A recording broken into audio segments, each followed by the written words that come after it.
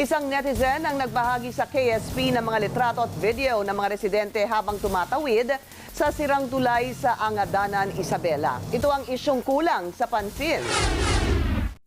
Kita sa mga litratong padala ng isang netizen ang hirap sa pagtawid ng mga residente ng Angadanan, Isabela sa tulay na 5 taon nang sira.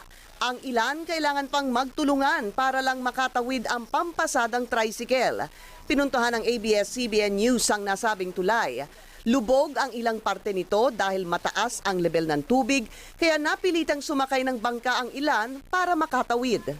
Napakahirap ang buhay namin simula nung nasira itong tulay. Dagdag pasanin din ito sa mga estudyanteng dumaraan dito. Nahirapan din po kami pumunta sa school. Nagpapamasahe din po kami sa bangka lalo na pag lumalaki ang ilog. Iisa ang hiling ng mga residente ang mapagawa na ang sirang tulay. Ang gusto namin, sana kung maari lang, bagong tulay.